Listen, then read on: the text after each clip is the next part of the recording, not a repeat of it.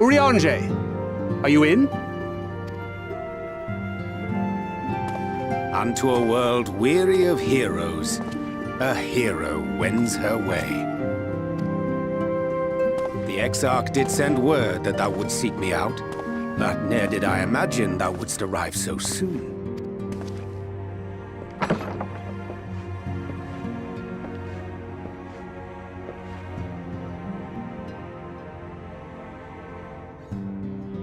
Full glad am I to see thee once more, my friend, and none the worse for thy travails.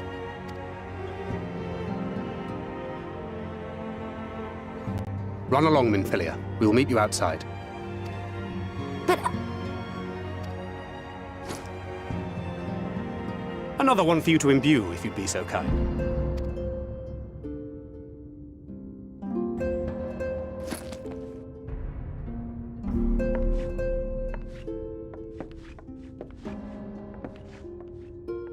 I take it thou hast met with our other comrades already?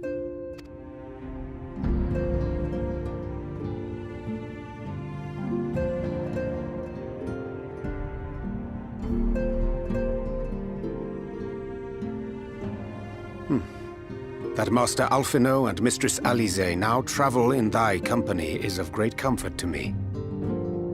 As for the rest, it beginneth in earnest. The hunting of the Light Wardens, and perforce the war with Yulmore. Hark thee then to my words, and through them behold the vision that I did glimpse, that of the 8th Umbral Calamity. As I drifted hither to the first, traversing the boundary twixt reality and potentiality, I did bear witness to events yet to come. There I saw the combined forces of Eorzea and the Far East offering fierce resistance to the legions of Garlemald. So fierce, in fact, that they did begin to push the enemy back. Ilm by painful ilm at first, then yalm by yalm, and malm by malm in time. Yet the joy they felt was short-lived, for in so doing they did force the Empire's hand. Faced with defeat, the Garleans turned to a weapon most vile: Black Rose. Its potency defied all reckoning. Once released, the gas took on a life of its own, wreaking untold carnage not only in Eorzea, but in the provinces of the Empire besides. From fighters upon the front lines to babes in their beds, none were spared. And as the casualties became too numerous to count, so did the fabric of civilization begin to unravel. Nor did the land itself escape unscathed, for spreading from the site of its release, Black Rose brought death to the very soil. To survive amidst the chaos and upheaval, men came to live by the sword, the rule of law giving way, inevitably, to the rule of might. Thus was the spark struck and the fire kindled, and swiftly did it spread as a blaze in a field of straw to engulf every corner of the world. Nations worthy of the name did then cease to exist. And those souls brave and true who might have risen to restore order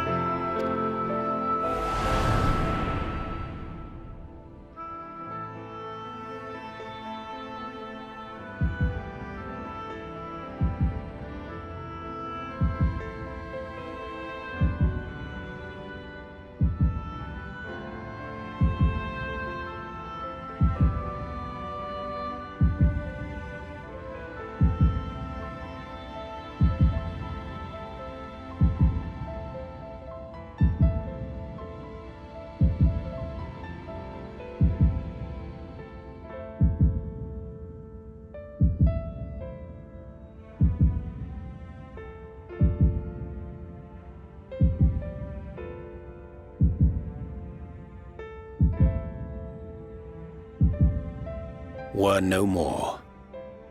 For the weapon spared not one, not even thee.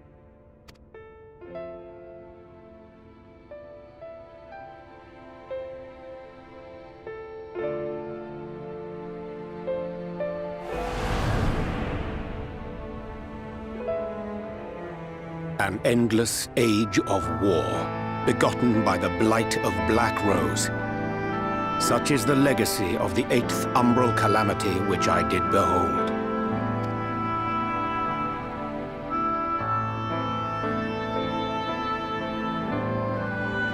No matter the cost, we must forestall this tragedy. To that end, I have labored during my sojourn in this world, discovering in so doing the answer to a pressing mystery. That of Black Rose's inexplicable potency. Come.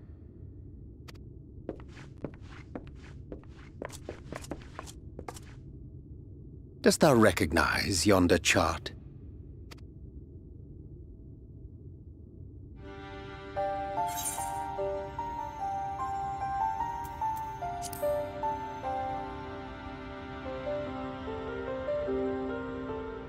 Indeed. 'Tis a rendering of the elemental wheel, such as one might find in classrooms across the source. As the chart maketh plain, our world is composed of 6 elements, in addition to which there exist 2 poles in fundamental opposition. Astral, the active; umbral, the passive. As a reflection of the source, the first naturally compriseth the selfsame forces. Yet, curiously, there is a notable divergence in their nomenclature. To be specific, the denizens of this world employ not the terms astral and umbral. Thus was I moved to inquire what names said forces had been assigned. A simple question which yielded a most unexpected answer. Upon demanding the name of the pole aligned with activity and growth, I was told that as life's myriad colors combine to produce black, the people of the first had called it darkness. At this, did my mind begin to race. Yet 'twas only when I asked what name had been given to the pole aligned with passivity that mine eyes were opened to the truth. Peace and tranquility being as purest white, unmarred by color, I was told it had been given the name of light. That's umbral light and astral darkness, yes? I'm no etherologist, but it strikes me that the nomenclature of the first is rooted in the generation of the 2 forces, while our own appears to focus on their effects, which makes one wonder. Have we had it backwards all this time?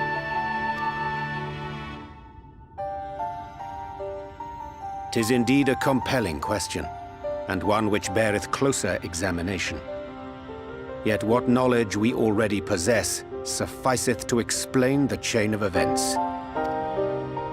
The phenomenon of etheric thinning observed in the source is the consequence of light, the power of stasis, flowing in from the first to stifle the movement of ether within the land. And according to Master Alphino, Black Rose slayeth by halting the circulation of ether within living beings. Should such a weapon be unleashed even as the first were rejoined, replete as it is with light, we would have a disaster of untold proportions on our hands. A calamity. Well, at least we have a better grasp of what we're facing. Our objective, however, remains unchanged. We are to eliminate the Light Warden of Ilmeg. Speaking of which, were you able to ascertain its whereabouts? Aye. 'Tis all but certainly ensconced within Urianger, the castle which standeth in the midst of the lake. To enter said stronghold, we must needs turn to the pixies for aid. Fortunately, I have become quite adept at courting their cooperation. Henceforth shall I accompany you, and do all in my power to ensure that my vision doth not come to pass.